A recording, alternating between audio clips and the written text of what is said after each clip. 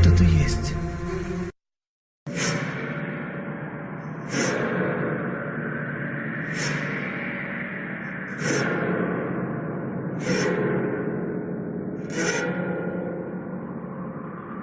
Эта история случилась давно, в конце 70-х годов XX века, во времена Советского Союза. Страшные преступления совершались и в то, казалось бы, спокойное время. Мне про эти события рассказал мой покойный дядя, Христофор Иванович Слепцов. Я до сих пор содрогаюсь от ужаса.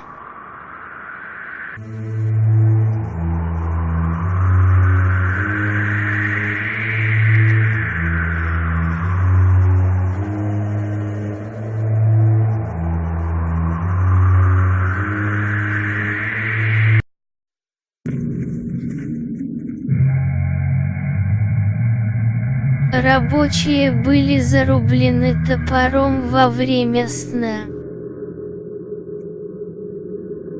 И вот однажды, в недобрый час, мы ехали на «Жигулях» по дороге в Усть-Дардонгском районе и остановились по нужде на обочине возле села Амун-Нагас.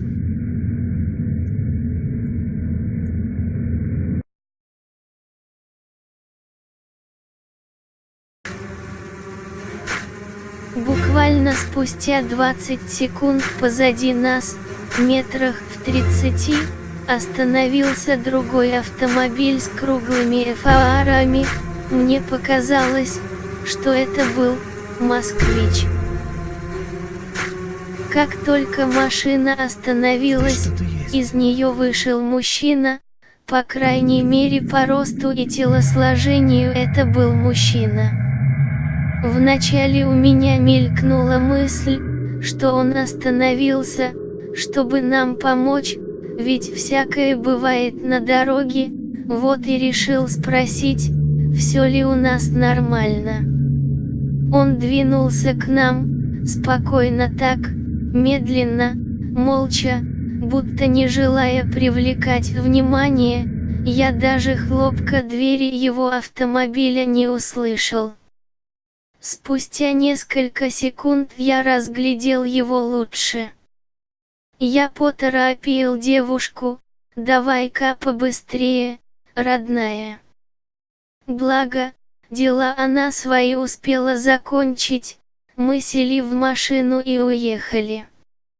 Мое сердце так и оставалось в пятках, пока мы не вошли в квартиру и не закрыли за собой массивную дверь на ключ.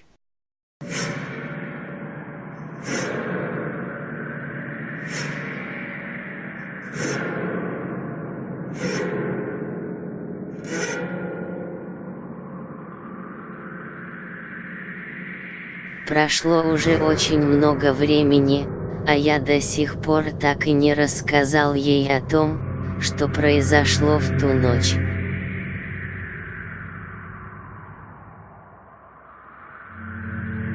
Как я в свете тусклых фар разглядел топор в руке того мужчины, как мы сели в машину, а буквально в 5 метрах от нас он остановился и смотрел нам вслед. Как я несколько секунд смотрел назад, а он спокойно так закинул топор на плечо, развернулся и побрел обратно к своей машине.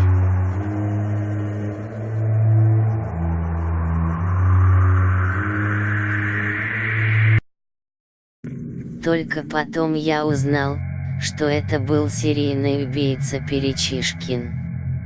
Он убил 5 рабочих в селе Мун-Нагас, угнал автомобиль, «Москвич», приехал на нем в город Якутск и там в частном доме по улице 50 лет, убил еще 4 человек, семью Макеевых.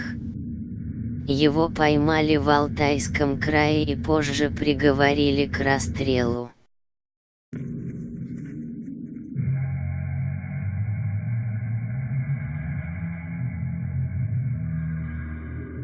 Я до сих пор содрогаюсь от ужаса.